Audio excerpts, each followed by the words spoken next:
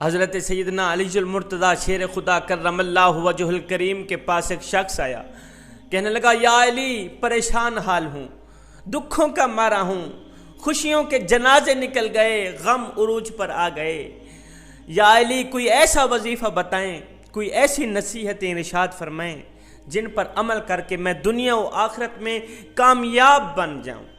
دنیا و آخرت میں کامیاب انسان بننے کے لیے کوئی وظیفہ ارشاد فرما دیں، کوئی نصیحتیں ارشاد فرما دیں۔ حضرت علی رضی اللہ تعالی عنہ نے فرمایا میاں علی کی 5 باتیں کبھی نہ بھولنا، یہ 5 نصیحتیں کبھی نہ بھولنا۔ اگر دنیا و آخرت میں کامیاب ہونا چاہتے ہو، اگر دنیا و آخرت میں عزت چاہتے ہو، مقام چاہتے ہو، تو پھر علی کی ان 5 نصیحتوں کا دامن کبھی نہ چھوڑنا۔ انشاءاللہ تم دنیا میں بھی کامیاب ہو جاؤ گے، آخرت میں بھی کامیاب ہو جاؤ گے۔ پوچھا گیا یا علی وہ 5 بابرکت باتیں کون کون سی، وہ 5 بابرکت نصیحتیں کون کون سی؟ حضرت علی رضی اللہ تعالی عنہ نے فرمایا میاں پہلی چیز، پہلی بات، پہلی نصیحت، اپنے اللہ کے علاوہ کسی پر امید نہ رکھنا۔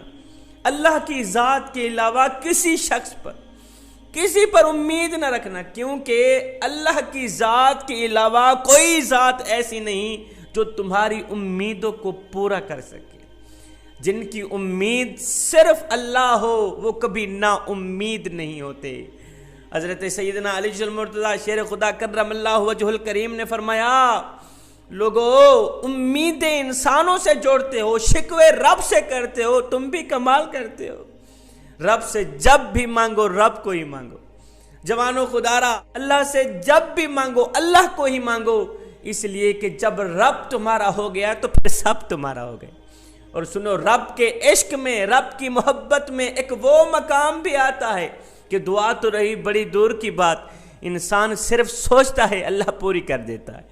وہ ایک فقیر تھا، درویش تھا، اللہ والا تھا، وہ شیر کے اوپر سوار تھا، اس نے سانپ کو ہاتھ میں پکڑا ہوا تھا، لاٹھی کی جگہ استعمال کر رہا تھا۔ ایک فقیر تھا، شیر کے اوپر سوار تھا، اس نے سانپ کو ہاتھ میں پکڑا ہوا تھا، لاٹھی کی جگہ استعمال کر رہا تھا۔ حضرت شیخ سعدی رحمۃ اللہ تعالیٰ علیہ فرماتے ہیں میرا جب وہاں سے گزر ہوا میں دیکھ کر حیران رہ گیا کہ شیر بھی انسان کا دشمن، سانپ بھی انسان کا دشمن، اور ان دونوں دشمنوں نے کیا اس بندے کے ساتھ دوستی لگا رکھی، اس سے صلح کر رکھی، اس سے یاری لگا رکھی۔ شیخ سعدی فرماتے ہیں میں نے پوچھ لیا اور فقیر میاں شیر بھی انسان کا دشمن ہے، سانپ بھی انسان کا دشمن جس کو تو نے ہاتھ میں پکڑا ہوا، کیا ان دونوں نے تیرے ساتھ دوستی لگا رکھی ہے؟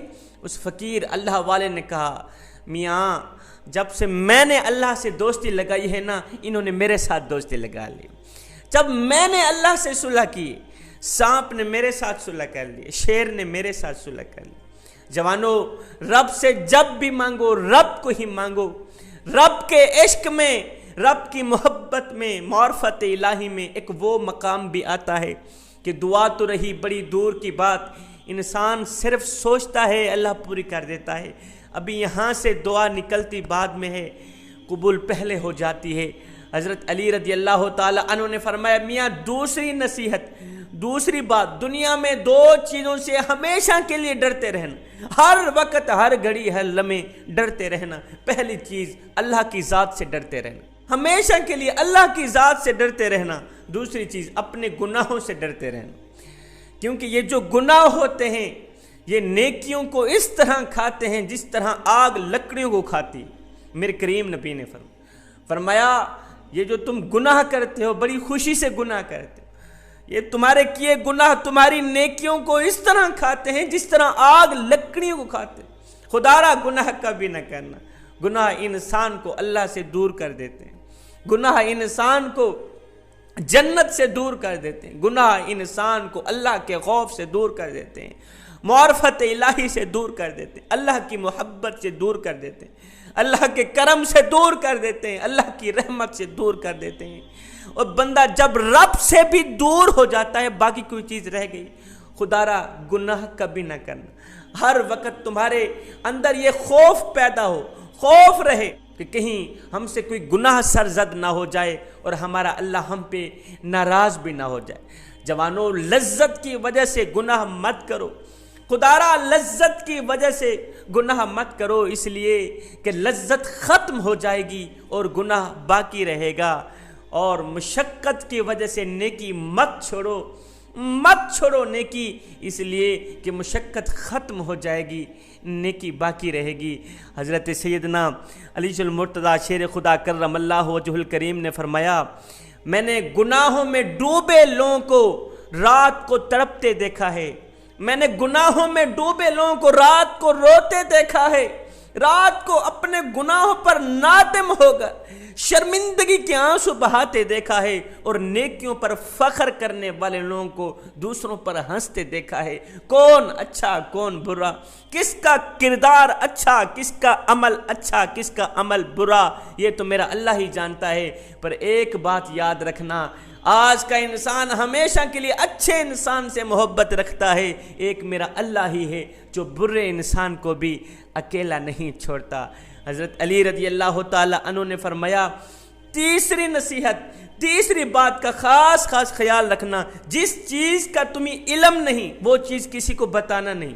فرمایا اگر کوئی تم سے کوئی ایسی بات پوچھے جس کا تمہیں علم نہیں تو صاف صاف بتا دو، یہ بتانے میں شرم محسوس نہ کرو کہ میاں میں اس چیز کے بارے میں نہیں جانتا، واللہ عالم ورسولہ عالم، میں نہیں جانتا، صاف صاف بتا دینا، یہ بھی عقل مند کی نشانی۔ فرمایا حضرت علی رضی اللہ تعالی عنہ نے فرمایا، جس چیز کا علم نہیں اور اس کا اقرار کر دینا، میاں اس چیز کا علم میں نہیں رکھتا، اس کا جواب میں آپ کو نہیں دے سکتا، اس لیے کہ میں خود بھی نہیں جانتا، واللہ عالم ورسولہ عالم، فرمایا یہ بھی آدھا علم ہے، یہ بھی آدھا علم ہے، کیونکہ انسان اتنا تو جانتا ہے کہ بے تک کی باتیں جاننے سے کہیں زیادہ اچھا رہے گا کہ میں اقرار ہی کر لوں کہ میاں یہ چیز صرف میرا اللہ ہی جانتا ہے یا اس کا رسول ہی جانتا ہے، یہ بھی آدھا علم ہے۔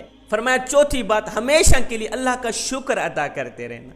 حضرت شیخ سعدی رحمۃ اللہ تعالی علیہ فرماتے ہیں کہ میں سمندر کے کنارے گزرا، میں نے دیکھا ایک شخص تھا، اس کو چیتے نے کاٹ لیا تھا، اس کا سر، اس کے ہاتھ، اس کے پاؤں زخمی تھے، اس کا سارا جسم زخمی تھا، مگر میں دیکھ کے حیران رہ گیا، سن کے حیران رہ گیا، اتنا زخمی شخص پڑا ہے، تکلیفوں میں مبتلا، پریشانیوں میں مبتلا، بیماری میں مبتلا، اتنے بڑے عذاب میں مبتلا شخص بڑا ہے، جس کو چیتے نے سارا کا سارا کاٹ ڈالا ہے، اس کے جسم کا ہر ایک حصہ زخمی ہو گیا ہے۔ میں سن کر حیران رہ گیا کہ اس کی زبان سے شکر الحمدللہ کے ترانے جاری تھے، شکر الحمدللہ کے الفاظ جاری تھے۔ میں نے پوچھا، نوجوان، چیتے نے تیرا سر کاٹ لیا، تیرا جسم کاٹ لیا، تیرے پاؤں، تیرے ہاتھ کاٹ لی، تو زخمی ہوا پڑا ہے، خون ہی خون ہے، ان سب چیزوں کے باوجود بھی تو اللہ کا شکر ادا کر رہا ہے؟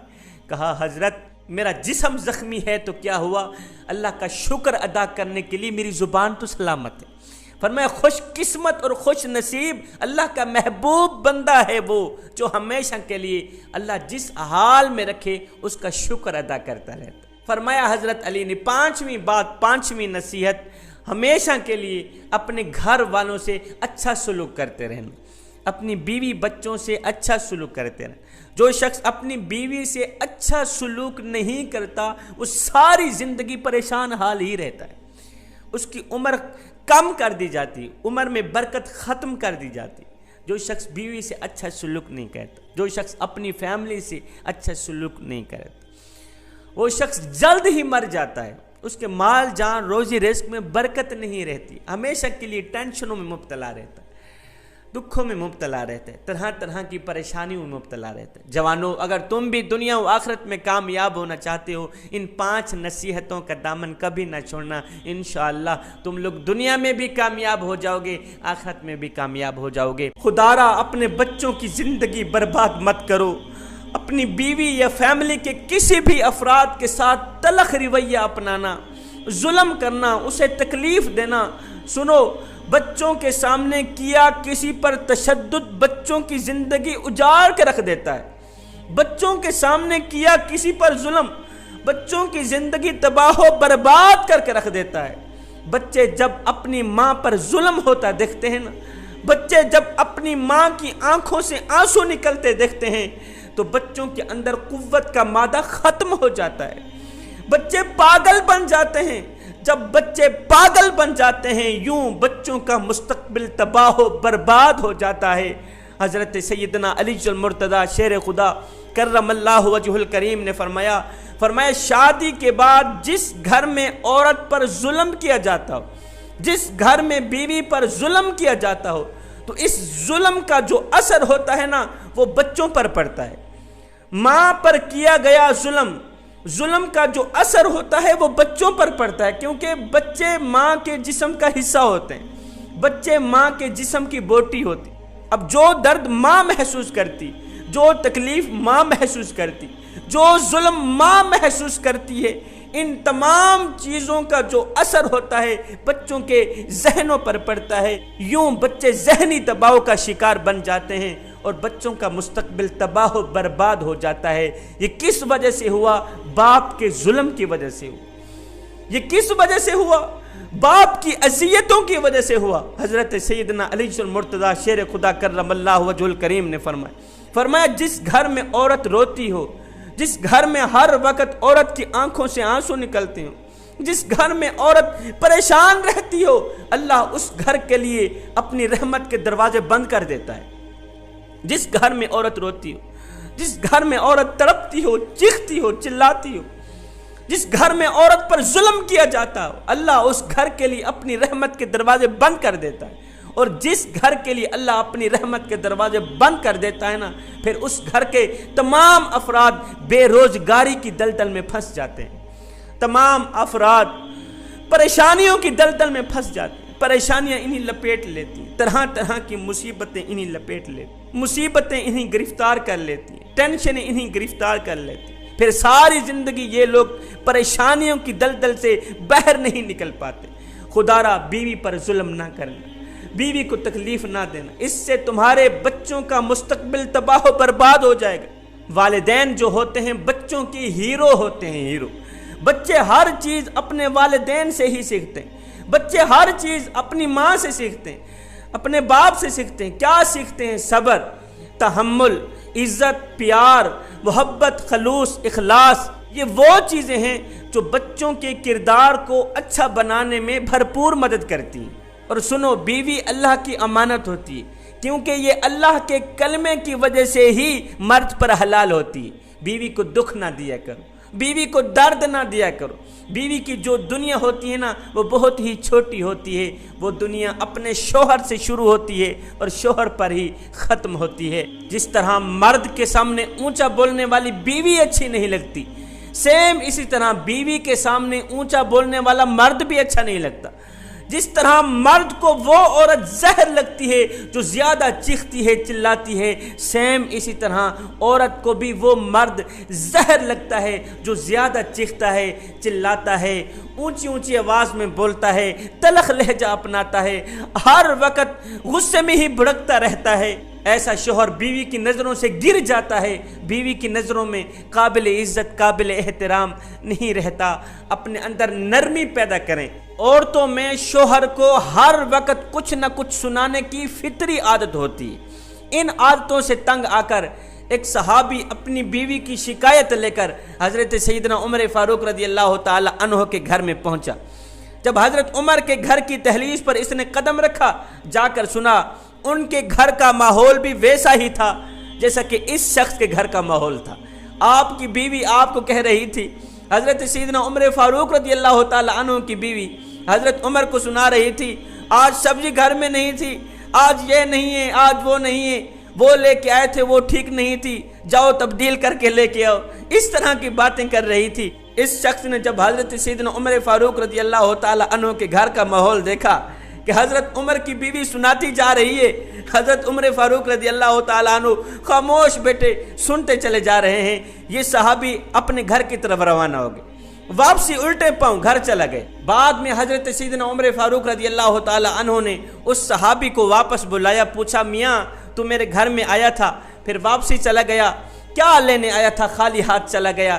اس نے کہا حضرت بیوی کی شکایت لے کے آیا تھا، جب میں نے آپ کے گھر کا ماحول دیکھا، آپ کی بیوی کو باتیں کرتا دیکھا، آپ کو خاموش بیٹھا دیکھا، تو میں الٹے پاؤں واپس چلا گیا، یہ سوچ کر کے جس طرح میرے گھر کا ماحول ہے قبلہ کے گھر کا بھی وہی ماحول ہے۔ آپ خاموش ہو کے سنتے چلے جا رہے تھے۔ یہ سنتے ہی حضرت سیدنا عمر فاروق رضی اللہ تعالیٰ عنہ مسکرا پڑے۔ مسکراتے ہوئے آپ نے فرمایا میاں بیوی کی شکایت لے کر میرے دروازے پہ آنے والے مجھے ایک بات تو بتا۔ کہا حضرت کون سی بات؟ کہا یہ بتا کہ تیرے گھر سے نکلنے کے بعد تیرے بچوں کی پرورش کون کرتی؟ اس نے کہا جی میری بیوی ہی کرتی۔ اچھا یہ بتا کہ میرے گھر سے باہر نکلنے کے بعد میرے بچوں کی پرورش کون کرتی ہے؟ کہا جی آپ کی بیوی ہی کرتی۔ اچھا ہمارے کپڑے کون دھوتی ہے؟ کہا جی بیوی دھوتی۔ ہمیں کھانا کون بنا کے دیتی؟ بیوی ہی بنا کے دیتی۔ ہمارے گھر کی صفائی ستھرائی کون کرتی ہے؟ واش روم صاف کون کرتی ہے؟ بیوی ہی کرتی ہے۔ برتن کون مانجتی ہے؟ ہمارے جوتے پالش کون کرتی ہے؟ کپڑے کون دھوتی ہے؟ یہ سب نوکریاں کون کرتی ہے؟ حضرت ہماری بیوی ہی کرتی ہے۔ حضرت عمر فاروق رضی اللہ تعالیٰ عنہ نے فرمایا اور بیوی کی شکایت لے کر میرے دروازے پہ آنے والے، بیوی کے اندر اتنے احسانات ہیں جو کہ ہم گن بھی نہیں سکتے۔ اگر ان کے اندر ایک خامی بولنے والی ہے بھی صحیح، اگر وہ کبھی کبھار ہمارے آگے برستی بھی ہے تو برسنے دو۔ اصلی مرد کا حق ہے بیوی کی سنے خاموش رہے۔ اور بیوی کی چھوٹی موٹی باتیں سن کر خاموش رہنے والے شخص کا زندگی میں کبھی بھی گھر اجڑتا نہیں، گھر برباد نہیں ہوتا۔ حضرت سیدنا عمر فاروق رضی اللہ تعالیٰ عنہ نے فرمایا انسان کو اپنے گھر میں محبت میں نرمی میں بچوں کی طرح رہنا چاہیے، اور جب باہر جائے مردوں میں جائے تو مرد کی طرح بن کر جائے۔ اور آخری بات، بچوں کے سامنے یہ 3 کام کبھی بھول کر بھی نہ کرنا۔ اگر کرو گے تو یاد رکھنا اپنے ہاتھوں سے اپنے بچوں کی قیمتی زندگی تباہ و برباد کر بیٹھو گے۔ وہ 3 کام کون سے ہیں؟ وہ 3 چیزیں کون سی ہیں؟ پہلی چیز، اپنے بچوں کے سامنے اپنے بزرگوں کا گیلا نہ کرنا۔ اپنے بچوں کے سامنے اپنے بڑوں کی غیبت نہ کرنا۔ اگر کرو گے تو یاد رکھنا تمہارے بچے بڑے بن کر غیبت کریں گے، چغل خور بنیں گے۔ یاد رکھنا بچوں کے سامنے بچوں کی ماں کو بے عزت نہ کرنا۔ اگر کرو گے تو یاد رکھنا بچے بھی ماں کی بے عزتی کریں گے۔ جب ماں کی بے عزتی کریں گے پھر بڑے ہو کر تمہاری بھی بے عزتی کریں گے۔ یاد رکھنا بچوں کے سامنے نشہ نہ کرنا، بچوں کے سامنے شراب نہ پینا، بچوں کے سامنے کوئی بھی نشہ آور چیز استعمال نہ کرنا، نہیں تو بڑے ہو کر تمہارے بچے بھی شراب خور بن سکتے ہیں، تمہارے بچے بھی نشہ آور چیز استعمال کر سکتے ہیں۔ جوانوں ان چیزوں کا خاص دھیان رکھنا۔ یہ وہ چیزیں ہیں جو تمہارے بچوں کی زندگی اجیرن بنا کے رکھ دیں گی، تمہارے بچوں کی زندگی تباہ و برباد کر کے رکھ دیں گی۔ بندہ کہتا ہے بس جی اندر سے ٹھیک ہونا چاہیے، باہر سے کیا فرق پڑتا ہے؟ من کا ٹھیک ہونا چاہیے، تن کا کیا فرق پڑتا ہے؟ میں انہیں ایک چھوٹی سی مثال دیتا ہوں۔ بھائیو تم میرے پاکستانی سپاہیوں کو کہو کہ وہ کل ہندوستانی سپاہیوں کی وردی پہن لیں۔ جو لوگ یہ کہتے ہیں نا بس جی انسان کا دل ٹھیک ہونا چاہیے، اندر کا ٹھیک ہونا چاہیے، روپ سے کیا فرق پڑتا ہے؟ باہر سے کیا فرق پڑتا ہے؟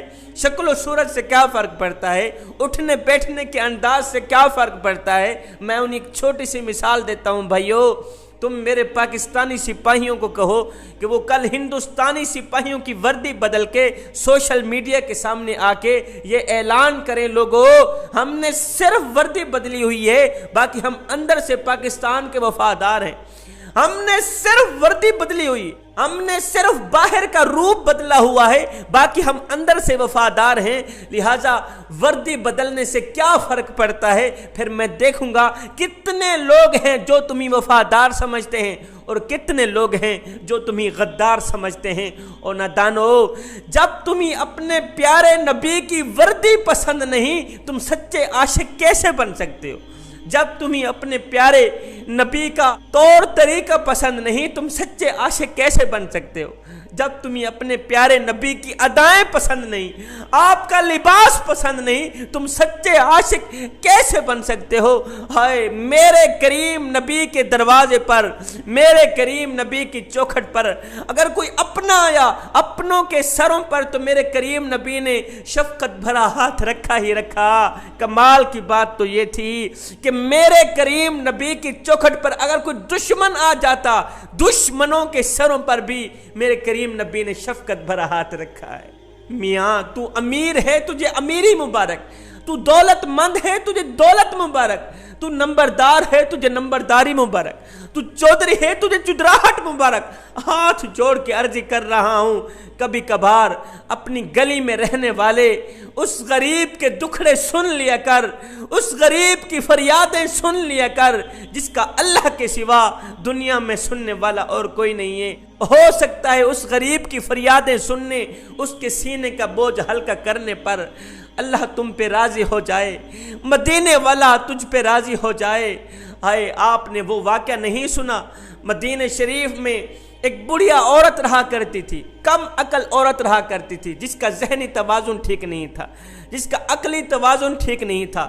وہ جس راستے سے جاتی تھی لوگ وہ راستہ چھوڑ دیتے تھے، کوئی بھی اس سے بات کرنا گوارا نہیں کرتا تھا۔ یہ بڑھیا بے تکی باتیں کیا کرتی تھی، اس کا ذہنی توازن ٹھیک نہیں تھا۔ جس راستے سے جاتی ہے لوگ وہ راستہ چھوڑ دیتے ہیں کہ بڑھیا آ رہی ہے، ایسے ہی بے تکی باتیں سنائے گی، ہمارا ٹائم ضائع کرے گی۔ میرے کریم نبی صلی اللہ علیہ وسلم مسجد میں بیٹھے ہوئے ہیں، یہی بڑھیا عورت جس کا ذہنی توازن ٹھیک نہیں ہے، کم عقل عورت ہے جسے ہم اپنی زبان میں پاگل سمجھتے ہیں، یہی پاگل عورت مسجد نبوی کے دروازے پر آئی۔ اس نے میرے کریم نبی کو اشارہ کیا، میرے پاس آؤ، میں نے تمہیں کچھ بتانا ہے۔ میرے کریم نبی نے حضرت عمر کو نہیں کہا عمر جاؤ اس بڑھیا کی بات سنو، ہرگز نہیں۔ میرے کریم نبی نے حضرت سیدنا ابوبکر صدیق رضی اللہ تعالیٰ عنہ کو، حضرت عثمان غنی کو، حضرت علی کو یہ نہیں کہا جاؤ بڑھیا کی سنو کیا کہتی، نہیں نہیں۔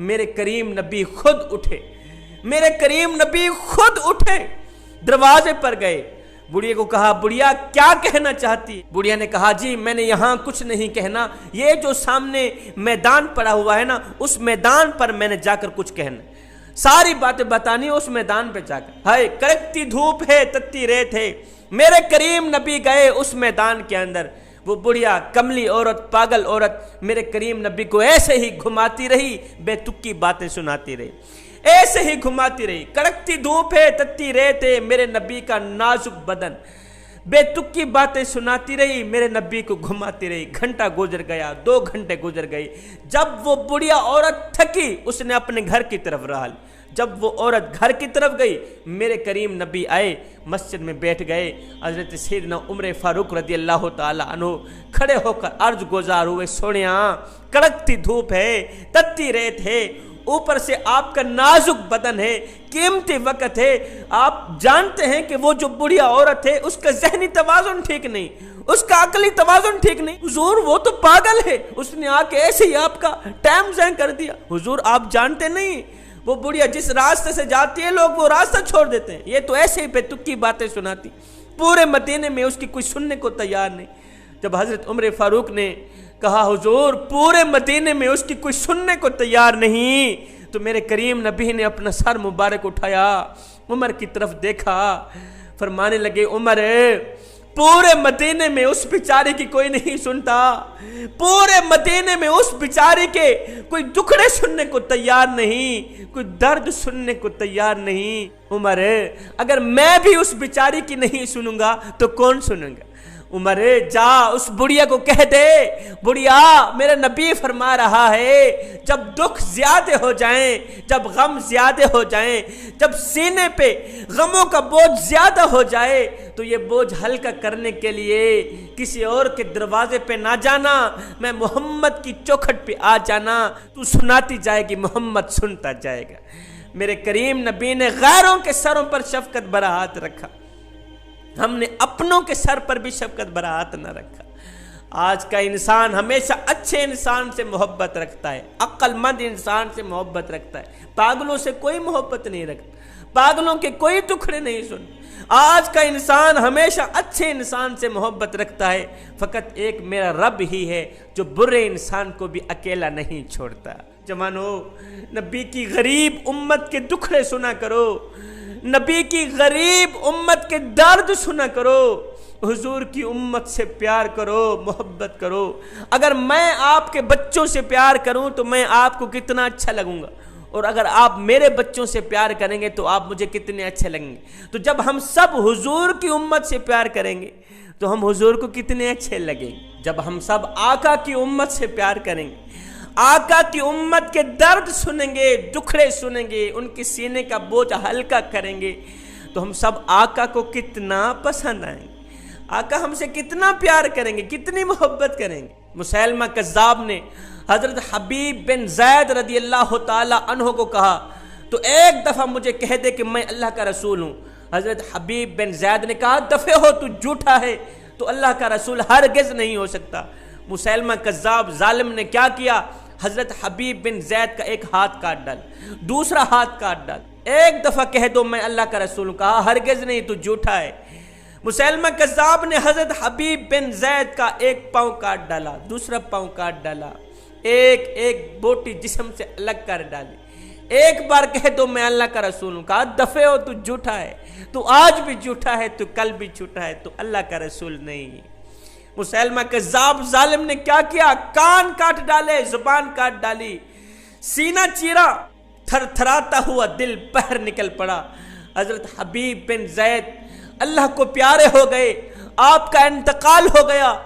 آپ کی والدہ کو جب آپ کے مرنے کی خبر ملی کہ میرا نوجوان بیٹا فوت ہو گیا ہے، والدہ دوڑ کر آئی۔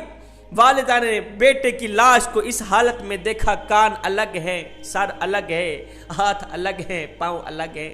بیٹے کو اس حالت میں دیکھ کر ماں کی آنکھوں سے ایک آنسو بھی نہ نکلا۔ لوگ دیکھ کر حیران رہ گئے، پوچھنے لگے ماں تو کتنی پتھر دل ہے، تیرے بیٹے کو اتنی بے دردی سے مارا گیا ہے، ہاتھ الگ کر دیے گئے، پاؤں کاٹ دیے گئے، ٹانگیں کاٹ دی گئیں، کان کاٹ دیے گئے، دل نکال دیے گیا، اس کے باوجود بھی تیری آنکھوں سے ایک آنسو بھی نہیں نکلا۔ ماں نے کہا بھائیو، یہی دن دیکھنے کے لیے تو میں نے بیٹے کو دودھ پلایا تھا، آج میری مراد پوری ہوئی، میری خواہش پوری ہوئی، میری تمنا پوری ہوئی، آج تو میری خوشی کا دن ہے، یہی دن دیکھنے کے لیے تو میں نے اپنے بیٹے کو دودھ پلایا تھا۔ وہ مائیں تھیں جن کی گود میں اسلام پلتا تھا، آج کی ماں ایک طرف بیٹے کو دودھ پلا رہی ہوتی ہے، دوسری طرف نظریں گندی فلموں پر جمی ہوئی۔ جب ماں ایک طرف بیٹے کو دودھ پلا رہی ہو، دوسری طرف فحاشی فلمیں دیکھ رہی ہوں، تو پروان چڑھتا ہوا بچہ فلمی ایکٹر تو بن سکتا ہے، وقت کا بایزید نہیں بن سکتا۔